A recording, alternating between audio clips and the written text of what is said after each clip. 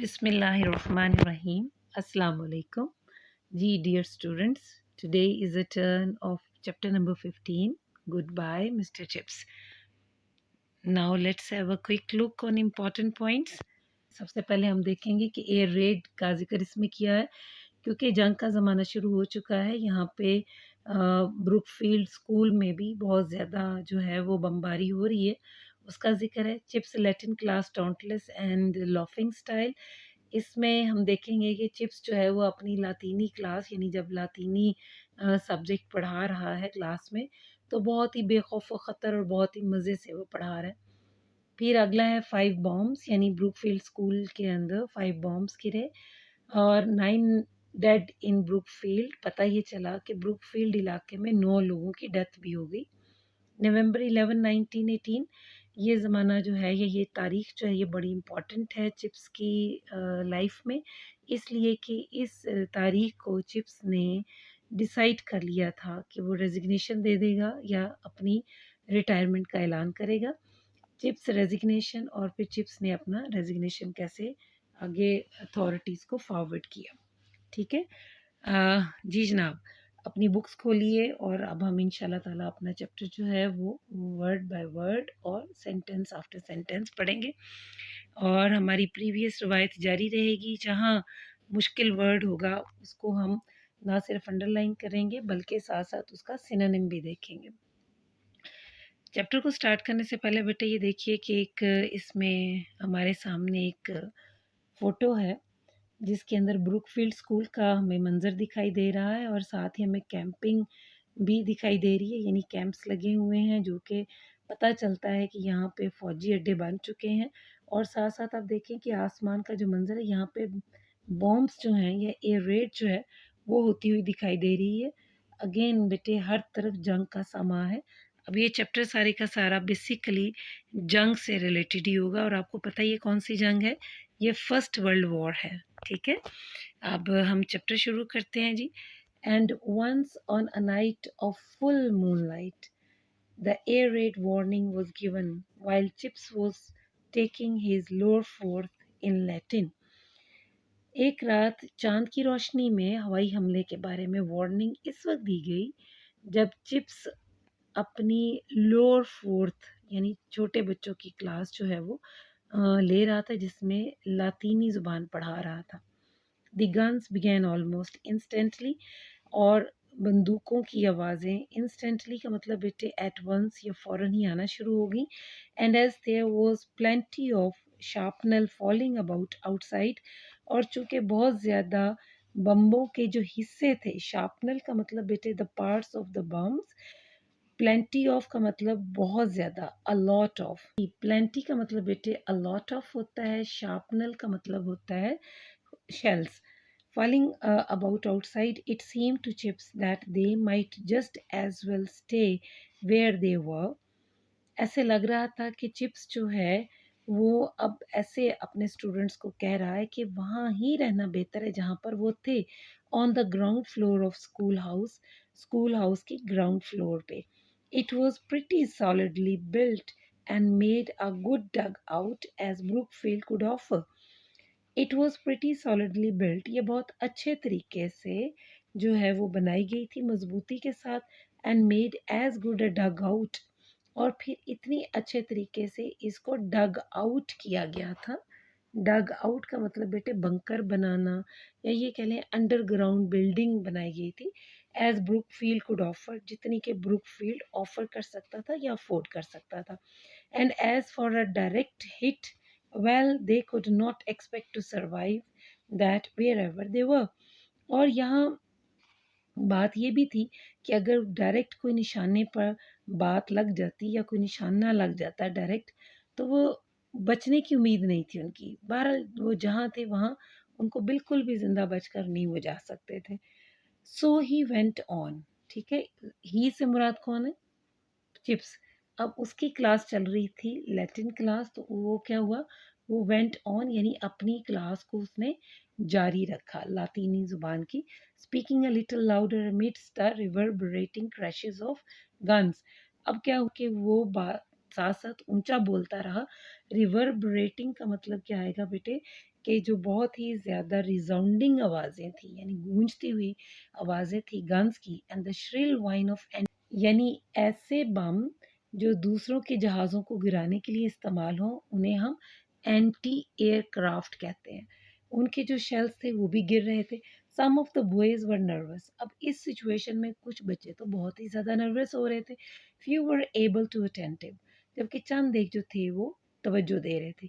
He said gently, उसने बहुत ही नरमी से कहा, it may possibly seem to you Robertson at this particular moment in the world's history that the affairs of Caesar in Gaul some 2000 years ago are of somewhat secondary importance, and that the irregular conjugation of the verb tolo is even less important still.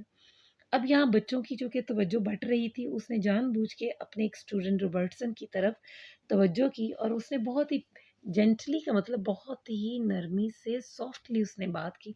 It may possibly seem to you Robertson. Robertson is a name of a student, ठीक है। उसने student को Robertson को बुलाया gently, यानी softly. Robertson is a name of that student who was to some extent nervous at that time. तो उसको जैसे उसकी अटेंशन डाइवर्ट करता है, कहता है कि हो सकता है Robertson, at this particular moment in the world's history, दुनिया की तारीख के इस बहुत ही ख़ास लम्हे में, that the affairs of Caesar in Gaul some 2000 years ago, कि जैसे सीजर जो कि गॉल में हुआ करता था, उसके 2000 साल पुराने जो अफेयर्स यानी जो मैटर्स थे, ठीक है, are of somewhat secondary importance, हो सकता है कि शायद अब उनकी अहमियत इतनी ना रही हो। And that are irregular conjugation of verb tollo is even less important still. और फिर वो एक और बात जो करता है, जो कि बिल्कुल भी जंग के हवाले से नहीं होती, वो उससे बिल्कुल तवज्जो हटाने के लिए कहता है कि ये जो इरेगुलर जो हमारी कॉन्जुगेशन है, कॉन्जुगेशन बेसिकली बेटे ये एक किस्म से गर्दान होती है, जिसको हम इंग्लिश में इनफ्लेक्शन ऑफ वर्ब्स भी कहते हैं, ठीक है। ये क्या है? कॉन्जुगेशन, ये इनफ्लेक्शन ऑफ वर्ब्स। तो जैसे वो एक वर्ब पढ़ाता, कहते हैं टॉलो की जो गर्दान है, इवन लेस इम्पॉर्टेंट स्टिल, अब भी वो उसकी कोई ख़ास अहमियत नहीं है, यानी मुकम्मल तौर पे बच्चों की जो है वो तवज्जो को उन एयर रेट से हटा रहा है।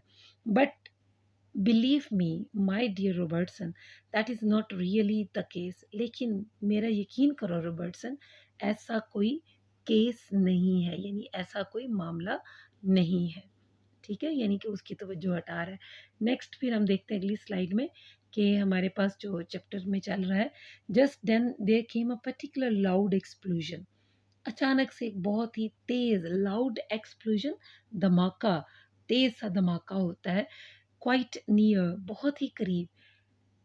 यू कैन नॉट जज the importance of things by the noise they make. Oh dear me no.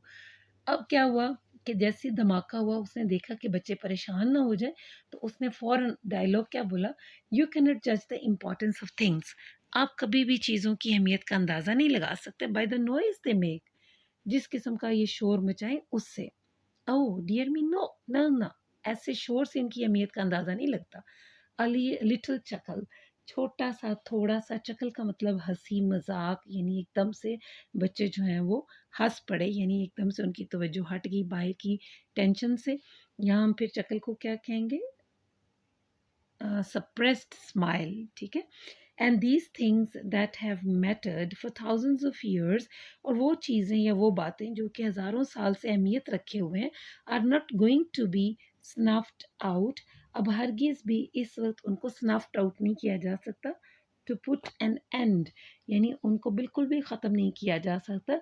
Because some stink merchant in his laboratory, क्योंकि किसी स्टिंक मर्चेंट ने, काइंड ऑफ स्टिंक मर्चेंट का मतलब ये बेटे, यानी ऐसा मर्चेंट, ऐसा ताजर कह लें या ऐसा ट्रेडर कह लें कि जिसके पास से बदबूदार चीज़ें जो हैं वो मिलती हों, तो क्या उसका बस ये एक उसने ये कह लें कि जैसे उसने एक मुहावरा बोला और उसने उन साइंसदानों के लिए जो लेबॉरेटरी में इस किस्म के तजुर्बात करते हैं जिससे लोग मरते हैं, तबाह होते हैं, तो वो जैसे बच्चों की थोड़ी सी रिलैक्सेशन के लिए बात को थोड़ा और तरह से घुमा के कहता है कि जो merchant in his laboratory invents a new kind of mischief. ऐसे लगता है कि जैसे एक स्टिंक मर्चेंट ने अपनी लेबॉरेटरी में एक ख़ास किस्म की शरारत को जो है वो इन्वेंट कर दिया हो। टिटर्स ऑफ नर्वस लॉफ्टर, टिटर्स का मतलब अगेन बेटे यहाँ पे हंसी मजाक आएगा, यानी लॉफ्टर ऑफ नर्वस लॉफ्टर यानी बहुत ही दबी दबी या परेशान किस्म की हंसी आई। फॉर बरो the pale lean and medically unfit science master. बरो बेसिकली बेटे ये वो बंदा है जो ब्रुक फील्ड में साइंस का मास्टर है। अब बच्चों ने चूंकि उसका नाम थोड़ा सा निक नेम करके स्टिंक मर्चेंट रखा हुआ था और इस बात का चिप्स को भी पता था कि उन्होंने साइंस मास्टर का नाम स्टिंक मर्चेंट रखा हुआ है, लेकिन वो बच्चों पे जाहिर नहीं होने देता कि हमें आपके रखे हुए निक नेम पता है। तो वैसे ही वो कहता है कि कोई और साइंस मास्टर जिसको ये अपनी तरह से नाम दे देता है, स्टिंक मर्चेंट ने ज़रूर ऐसी कोई शरारत की है। तो बच्चे इसलिए हंस पड़े। फॉर बरो, फॉर यहाँ पे मैंने पहले बेटे की दफ़ा बताया कि फॉर बिकॉज के मीनिंग में भी आता है। फॉर बरो the pale lean and medically unfit science master, क्योंकि बरो नामी जो कि पीला जर्द दुबला पतला, लीन mean very weak, medically unfit science master जो कि बज़ाहिर तिब्बी तौर पर इतना फिट नहीं था कि वो साइंस मास्टर बन सके, वो nick name the stink merchant, उसको निक नेम दिया जाता था, यानी उसको एक जैसे कह लें कि छेड़ने के लिए जब हम किसी का कोई नाम रख लें उसको निक नेम कहते हैं, कि उसका एक उर्फ उसको स्टिंक मर्चेंट का दिया हुआ था। एंड अदर एक्सप्लोजन, उतनी देर में एक और धमाका, एक्सप्लोजन मीन बहुत ज़ोरदार धमाका, नियर स्टिल जो कि पहले से भी ज़्यादा करीब था। लेट्स रिज्यूम आवर वर्क, लेकिन अब फिर एकदम से बच्चों की तवज्जो को पीछे से एक्सप्लोजन से उठाने के लिए तो वो क्या कहते हैं, चलो चलो अपना काम जारी रखते हैं। Resume mean to continue the work. If it is fate that we are soon to be interrupted, अगर हमारी फेट में, नसीब में ये लिखा है कि हमने उससे इंटरप्ट होना है, इंटरप्ट का मतलब बेटे disturbed from some outer body, यानी इंटरप्शन का मतलब मदाखलत हो जाना। Let's be found employing ourselves in something really appropriate, चलो अपने आप को एम्प्लॉय करते हैं, employ mean to make our self busy, चलिए अपने आप को मसरूफ़ रखते हैं कुछ रियली अप्रोप्रिएट, बहुत ही अच्छा, बहुत ही मुनासिब किस्म के काम में।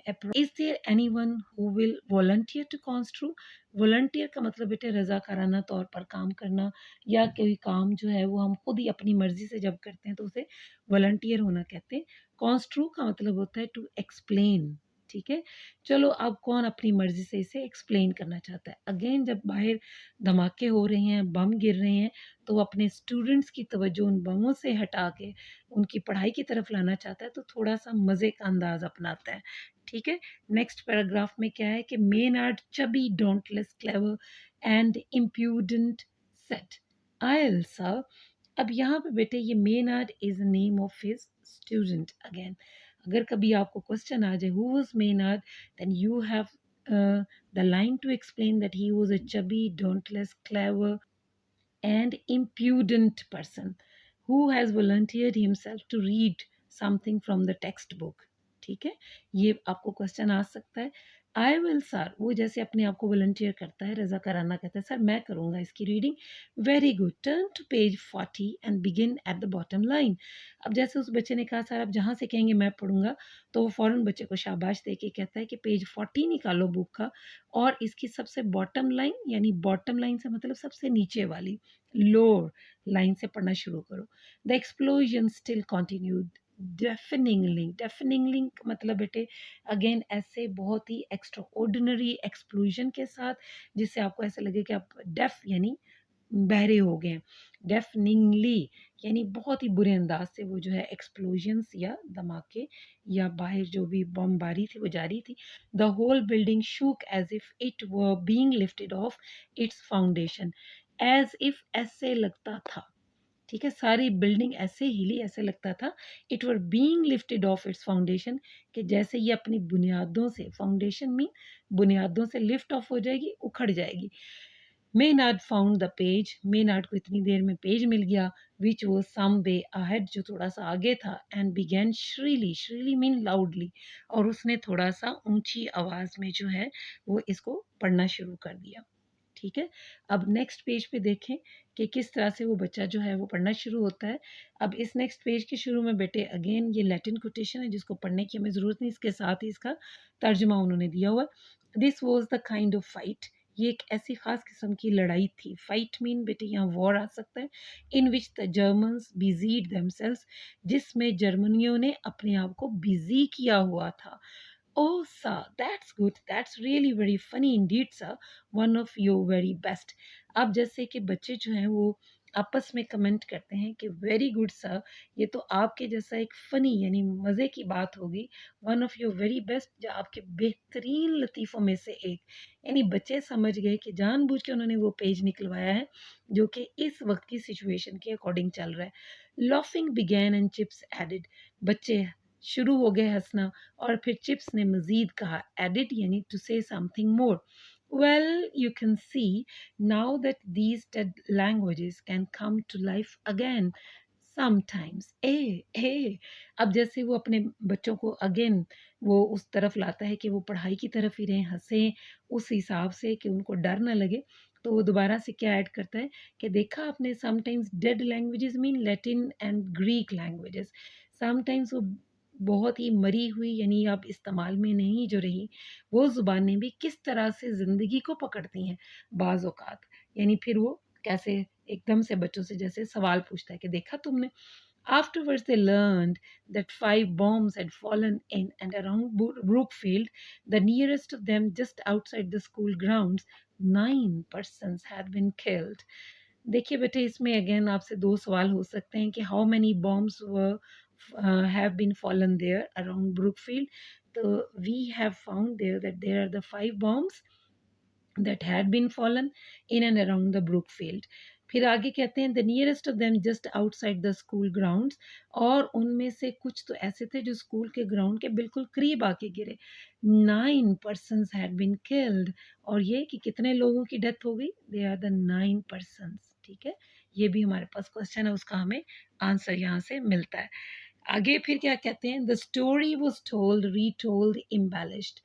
कौन सी स्टोरी, ये जो चिप्स ने बच्चों के साथ जो ड्रामा एक किस्म से किया, ये स्टोरी बन गया, इसको बताया गया। रीटोल्ड यानी अगेन एंड अगेन इसको जो है वो बच्चे जो थे वो सुना रहे थे। एम्बेलिश्ड यानी बढ़ा चढ़ा के, एग्जैजरेट करके। The dear old boy never turned a hair, dear old boy mean Chips. ठीक है, ये बूढ़ा प्यारा लड़का कभी भी परेशान नहीं होता। Even found some old tag to illustrate that was going on. Old tag पुरानी कहानी, ठीक है, यहाँ तक कि वो पुरानी कहानी को एक्सप्लेन करता है। Illustrate mean to explain what was going on, कि इस वक्त क्या चल रहा था। Something in Caesar about the way the Germans fought, कुछ इस किस्म का कि सीजर के ज़माने को उसने बयान कर दिया उस अंदाज में जिस तरह से जर्मन्स लड़ रहे थे। You wouldn't think there were things like that in Caesar. आप सोच भी नहीं सकते कि इस किस्म के मामला सीजर के ज़माने में हुए थे। वुड यू, क्या ख्याल है आपका? And the way chips laughed, और जिस तरह से चिप्स हंसता था, you know the way he does loaf, पता चला किस अंदाज में वो हंसता।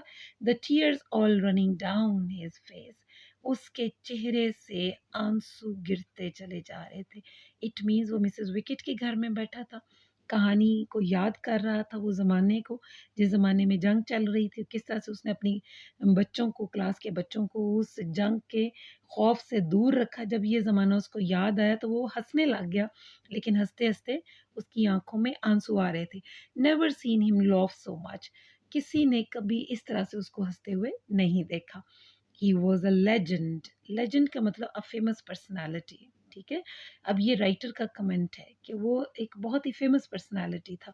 With is old and tattered gown, tattered mean बेटे फटा पुराना, दैट इज worn आउट, अपने बहुत पुराने लेकिन फटे पुराने गाउन के साथ his walk that was just beginning to break into a stumble, अपनी उस चाल के साथ जो कि अब स्टम्बल यानी लड़खड़ाने लग गया था, अनस्टेबल होने लग गया था।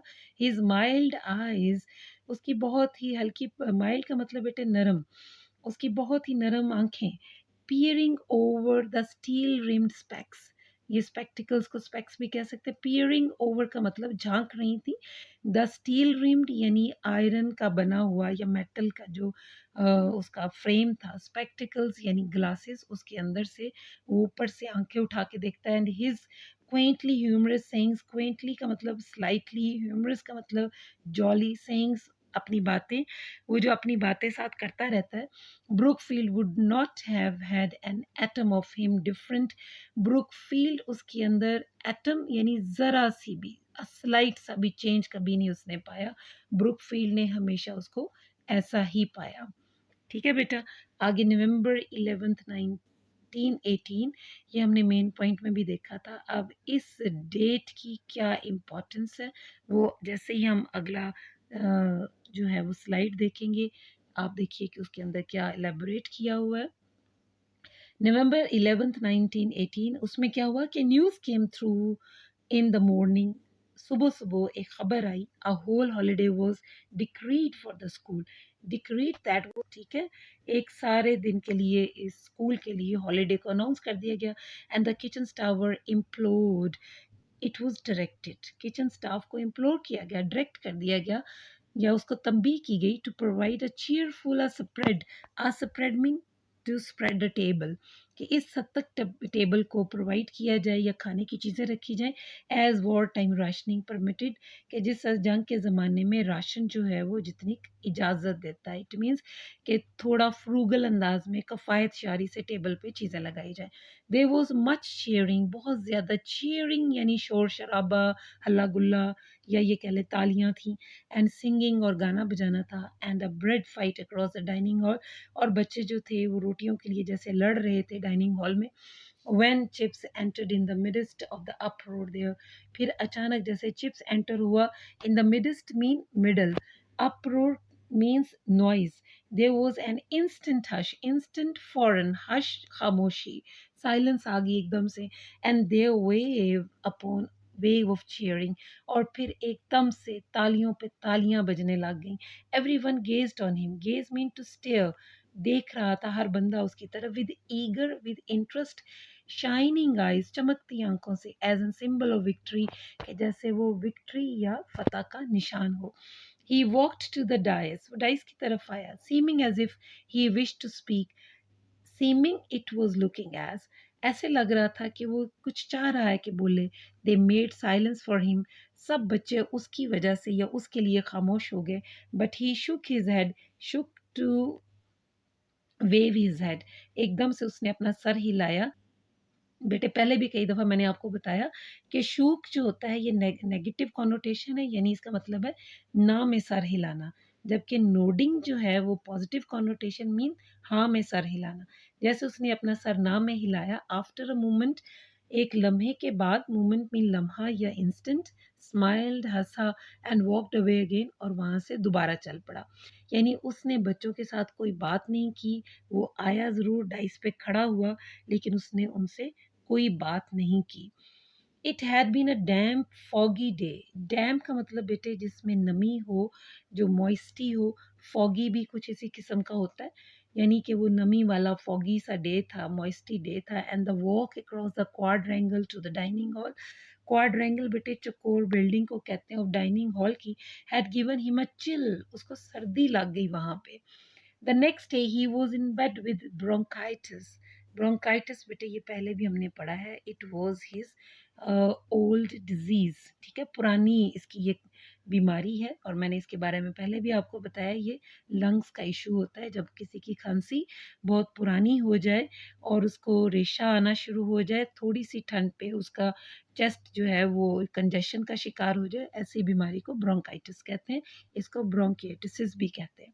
And stayed there till after Christmas, और फिर वो वहाँ पर क्रिसमस के बाद तक रहा। But already one night of November 11, लेकिन क्रिसमस से पहले ही एक रात 11 नवंबर को, after his visit to the dining hall में अपने विजिट के बाद, he had sent in his resignation to the board of governors, उसने पहले ही अपना रेजिग्नेशन, अपना इस्तीफा जो है वो बोर्ड ऑफ गवर्नर्स को भेज दिया था।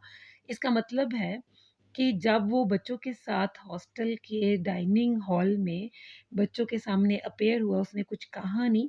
उसके बाद से क्रिसमस तक यानी दिसंबर तक, नवंबर से लेकर दिसंबर की 25 तक वो रहा तो अपने स्कूल में ही, लेकिन जिस रात वो बच्चों से बात ना कर सका, बहुत ठंड उसको फ़ील हुई, उसी रात नवंबर 11th 1918 को उसने अपना रेज़िग्नेशन बोर्ड ऑफ गवर्नर्स को भेज दिया था।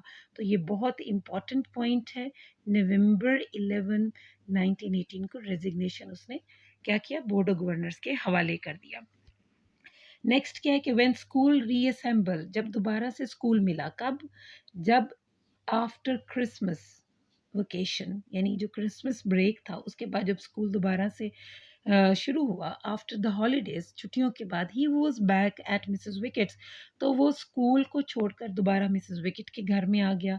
Eight his own request there were no more farewells और प्रेजेंटेशंस, और जैसा कि उसने खुद रिक्वेस्ट की यानी इल्तजा की थी कि ना तो उसको मज़ीद कोई फेयरवेल दी जाए, ना ही उनको कोई गिफ्ट्स दिए जाएँ, नथिंग बट अ हैंडशेक, कुछ भी नहीं उसे चाहिए था, सिर्फ़ एक अच्छा हैंडशेक, ये एक अच्छे तरीके से अलविदा होना चाहिए था उसको, अलविदाई अंदाज़ चाहिए था विद हिज सक्सेसर, अपने से बाद आने वाले के साथ, and a word acting crossed out, और ये लफ्ज़ एक्टिंग का क्रॉस आउट ख़त्म हो गया ऑन ऑफिशियल स्टेशनरी, इस सरकारी जो कागज़ वगैरह स्टेशनरी यानी जो उनके लेटर हेड होते थे उन सब से एक्टिंग का जो लफ्ज़ था वो ख़त्म कर दिया गया।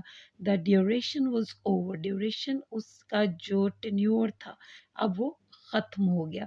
ये कब ख़त्म हुआ, ये बेटे असल में तो इसने नवंबर 11th में ख़त्म कर लिया था अपना सारा कुछ, लेकिन क्या हुआ, ये असल में कब ख़त्म हुआ, जब क्रिसमस ब्रेक ख़त्म हुई और नया सक्सेसर, नया हेडमास्टर आया और हॉलीडेज़ ख़त्म हुई, उसके बाद इसकी ड्यूरेशन या इसका टेन्योर ख़त्म हो गया।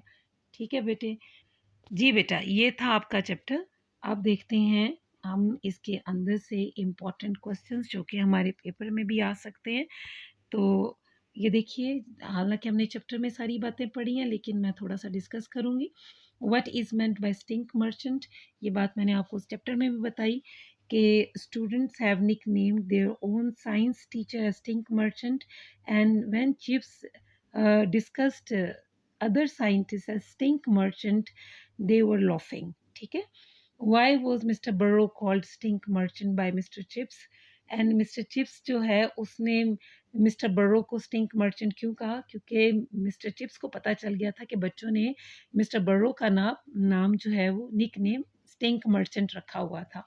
How did mister chips behave during shelling, shelling के दौरान उसने कैसे बिहेव किया, he was dauntless and he was dealing with very courage to the students so that they may not be uh, feared or they may not be scared because of the shelling outside.